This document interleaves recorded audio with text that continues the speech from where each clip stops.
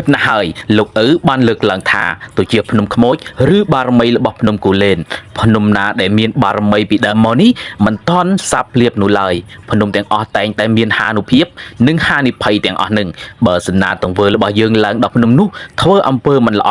ទុច្ចរិតធ្វើជាការឆក់ប្លន់លួចកាប់ចាក់អ្វីនោះតែងតែមានគ្រោះអន្តរាយមកដល់ខ្លួនយើងប៉ុន្តែបើសិនណាយើងឡើងដល់ភ្នំនោះមានហានុភាពយើងមានបារមីកានផងយើងមានប្រាជ្ញាឆ្លៀសវៃដើម្បីការពារខ្លួនផងភ្នំមិនអាចធ្វើអ្វីបានយើងនោះឡើយទោះជាភ្នំនោះមានប៉ុស្តិ៍សាហាវប៉ុស្តិ៍ធំធំនិងបារមីទាំងអ្នកសច្ចាំងទៀតនោះផងបើសិនណាយើងចេះប្រើប្រាស់ខ្លួនយើងឲ្យបានធ្វើអំពើល្អនឹងមានរីកចម្រើនក្នុងពេលដែលយើងចូលធុដងឬស្រាវជ្រាវនៅក្នុងព្រៃនោះឥឡូវយើងចូលស្ដាប់នៅការសន្ទនាជាមួយនឹងលោកឪទាំងអស់គ្នាជាមានពាក្យនិយាយតៗគ្នាថាលោកណាក៏ឡើងដល់ភ្នំខ្មោចនឹងគឺមានពេលវេលាណាវិលមកទេលោកឪដោយសារភ្នំនោះវាអាចនឹងឆក់យកពលឹងរបស់អ្នកនោះដែលចូលនៅក្នុងកន្លែងនោះតែម្ដងដូចហើយបញ្ជាពីតាំងនោះមកមិនសូវមានអ្នកណាដែលគេទៅដល់កន្លែងនោះទេលោកឪមានទេលោកឪសពថ្ងៃនេះបើតាមលោកឪនៅកន្លែងនោះឡើងអ្នករកឈើនិយាយរួមតែកន្លែងនោះវាខាងខាងវាអញ្ចឹងកន្លែងនោះសពថ្ងៃនៅមានអានុភាពពូកែជុំវានៅដូចគ្នាបាទប្រហែល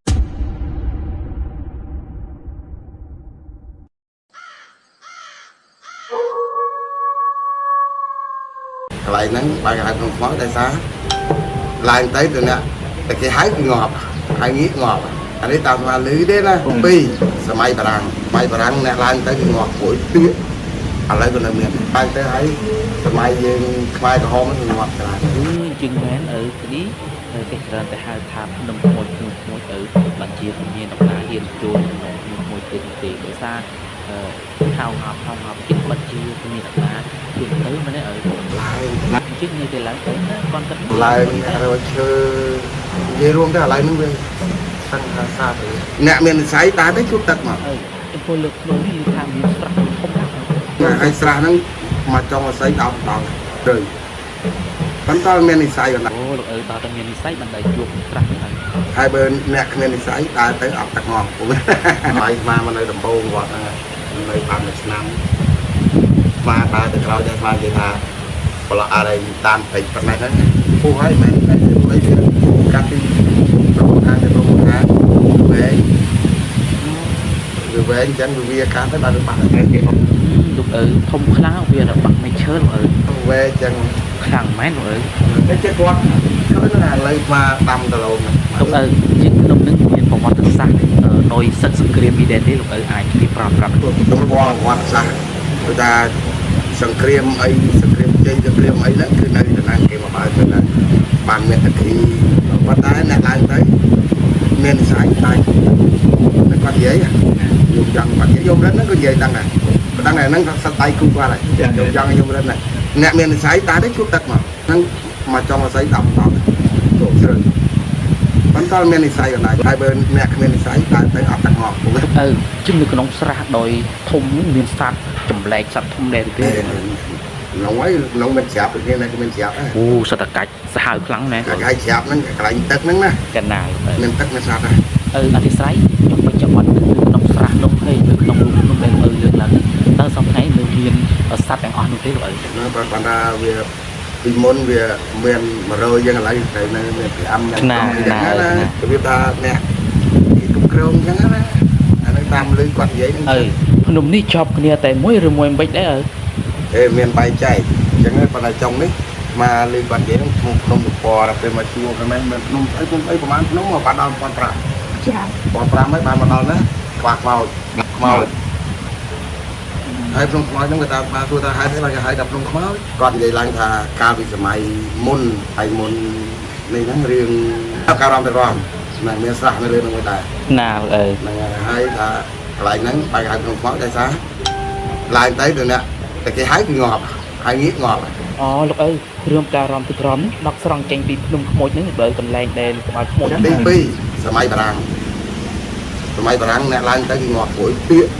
ឥឡូវក៏សម័យយើងខ្មែរក្រហមហ្នឹងងាប់ច្រើនណារត់ពីខ្លួនទៅចឹងទៅងាប់លើនំកោចណាជាងឲ្យលោកឪបញ្ជាមានពាក្យនិយាយតគ្នាថាលោកណាក៏ឡើងដល់ភ្នំខ្មោចហ្នឹង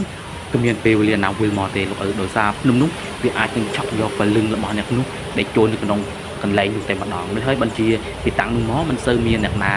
ដែលគេទៅដល់កន្លែងនោះទេលោកឪ មានទេលោកអ៊ឺសពថ្ងៃនេះបើតាមលោកអ៊ឺនៅកន្លែងនេះ ឡើងអ្នករយឈើនិយាយរួមតែឡើងនឹងវាខាងខាងវិញ ជាកន្លែងនោះសពថ្ងៃនៅមានអានុភាពពូកែងជុំវិញ នៅដូចគ្នាប្រហែលគ្នា ខណៈលោកអ៊ឺចុះភ្នំនេះសពថ្ងៃនេះមានចប់ជាមួយនឹងភ្នំអ៊ីខ្លះដែរលោកអ៊ឺ ភ្នំនេះជាប់ទៅភ្នំកពើ2ភ្នំលាង12អីជួរហ្នឹងជួរភ្នំអស់ហ្នឹងតែលាង12ដែលហៅថាសម័យមានកងរៃណាទៅលាង12ទៅលោកលាង12ជូនឡានមើលមានលាង12គេមិនទៅលាងកុកមាន12ហ្នឹង និយាយអញ្ចឹងភ្នំនេះនៅមានប្រវត្តិច្រើនណាអ៊ឺ តែវាជាដែនហ្នឹង បើយើងនិយាយអញ្ចឹងក្មេងៗចំនួនក្រោយហ្នឹងពិតជាមិនដឹងថាភ្នំនេះនៅមានប្រវត្តិបោះយ៉ាងធំយ៉ាងយ៉ាងនឹងទេអ៊ឺ តែកាលពីសម័យស្មាមកនៅដំបូងវត្តហ្នឹងនៅបានមួយឆ្នាំស្មាដើរទៅក្រោយតែស្មានិយាយថាប្រឡោះអីតាមពេញប៉ុណ្ណេះហ្នឹងពូហើយមិនអីទេពូអីវាកាលពីព្រំម្ខាងទៅព្រំម្ខាងវាវែងអញ្ចឹងវាកាត់ហើយបានវាបាក់ មែនគេអុកលឹកឈើ មែនអត់ទេ វាដល់បាក់ម៉ែដល់ហើយ វែងអញ្ចឹង អាយុអ៊ឺកន្លែងណាដែរអ៊ឺកន្លែងណាអ៊ឺ ក៏ហ្នឹងឥឡូវស្មាដាំដលងហ្នឹងស្មា វារាល់ថ្ងៃម្ដងអញ្ចឹងអ៊ឺ អីឡើង ហ្នឹង បើយើងនិយាយឲ្យពិតទៅរឿងរ៉ាវនៅក្នុងប្រទេសខ្មែរយើងនេះបោះធំនឹងយើងច្រើនអ៊ឺមិនហើយបញ្ជាមានភាពតគ្នាមកដល់ពេលឥឡូវហ្នឹងអ៊ឺ ប៉ុន្តែបើកាលពីលោកមួយដែលឈ្មោះលោកខិតតែបាននៅមួយស្មាហ្នឹងលោកទៅលេងដល់ភ្នំនោះលោកដើរមួយថ្ងៃរងនេះប្រឡប់បានមកដល់ទៅពណ៌ហ្នឹងណា ណា លោកថាពេលលោកទៅលោកជួបឃើញហ្នឹងបានគាត់ស្មានថាប្រហែលជាមិនអាចទេរឿងហ្នឹងលោកអាចនិយាយគេនិយាយដែរអញ្ចឹងហើយសម័យអញ្ចឹងណា ឃើញមិនវិញលោក លោកថាឃើញពោះធំហ្នឹងណា ខណៈកាត់ដើរអញ្ចឹងឃើញបោះធំតែម្ដងហើយក្នុងពេលនោះកាត់និមន្តទៅហ្នឹងជាមួយអង្គណាដែរលោកអ៊ឺ ទៅមានគ្នាដែរប៉ុន្តែលោកដើរបែកគេដើររឿងគេផ្សេងទេលោកដើរបែកផ្លូវតែលោកអញ្ចឹងណា ជាងមានពេលណាប្រជាពលរដ្ឋហ្នឹងលោករកដើម្បីទៅធ្វើស្រែចម្ការធ្វើដំណាំទៅដល់នោះទេលោកអ៊ឺ ចាំតើហើយតាណ៎យើងមើល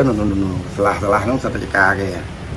មើលឃើញលំតិចហ្នឹងអ៊ឺ ឃើញ បើ ល លើ ម ភ្នំហ្នឹងកន្លែងពពើវិញហ្នឹងទៅមិនដល់ទៅ ជាងប្រៀបធៀបដូចជាភ្នំ1500ហ្នឹងបើយើងឡើងដល់នោះមើលចុះក្រោមហ្នឹងដូចជាឃើញអ៊ីដែរលោកអ៊ឺ ភ្នំ1500យើងគិតថាយើងឡើងដល់លើកន្លែងយីម៉ៅកន្លែងគេហៅទឹកធ្លាក់អីហ្នឹងកន្លែងទៅលេងសួនរាល់ថ្ងៃហ្នឹងតែដល់នោះក៏យើងមើលឃើញភ្នំខ្ពស់អញ្ចឹងទៅទៀត ចឹងទៅដល់នោះហើយនៅតែឃើញភ្នំនេះទៀតដែរគាត់ដែរលោកអ៊ឺ ហើយយើងឡើងដល់កំពូលភ្នំហ្នឹង ពីមិនលឺពាក្យនិយាយតគ្នាថាលើកំពូលភ្នំនោះមានមនុស្សគេទៅរកស្ពនរកមានរកអ៊ីប៉ុន្តែមិនដឹងជួបរឿងអ៊ីនាំគ្នារត់ឆ្លៀវឆ្លាវប៉ុន្តែមានគេឡើងទៅមានប៉ះចំគេហៅថ្មមាសយកដូចយកឲ្យស្មាដូចជាមកដុំដែរស្មាដាក់នៅក្នុងនេះបាត់ហើយ ដាក់ក្នុងបន្លាព្រះ ដាក់គ្រឹះ អូមកដល់មិនក៏មានហ្មង មកនោះមានដូចជាឲ្យស្មាដូចជា4ដុំប៉ុន្តែស្មានឹងប៉ុណ្ណាហើយស្មាឲ្យទៅញោមយ៉ង2ដុំ សុទ្ធតែភ្នំត្មែងត្មងចឹងទៅអ៊ុយយកថ្មនេះយកថ្មិចទៅ ថ្មគេច្រើនគេយកមករាប់ឲ្យគីឡូ លោកឲ្យរួយទៅដល់ តែគេយកមកហ្នឹងហើយបើនេះគេហៅថ្មដោះហើយថ្មមាសហ្នឹងមិនដឹងថាគេបានមកពីហ្នឹងដែរឬមិនមាសទុយបើយើងយកទៅដេញទៅហើយបានមាសមែន អីគឺ ហ្នឹងហើយបានដាក់ក្នុងគ្រីវិហារទៅដេញតែបានស្លាក់ដែរព្រោះវាយ៉ាងស្រួយហើយបើនេះសបោអាថ្មដោះថ្មសហើយវាដូចទឹកស្រស់ទឹក ចា ស្រួយស្អាត លោកអ៊ឺដំណក់មកស្រាប់ទឹកលោកអ៊ឺស្អាតណាស់